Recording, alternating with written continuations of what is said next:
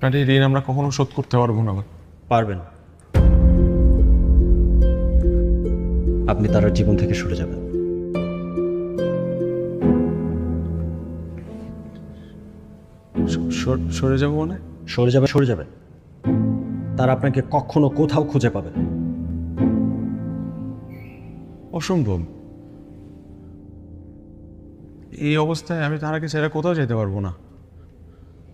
আপনি ছেড়ে গেলেই তার অবস্থা ভালো হবে। ভাই আমি তারাকে ভালোবাসি। নিজের কিডনি দিয়ে দিতে যাচ্ছি।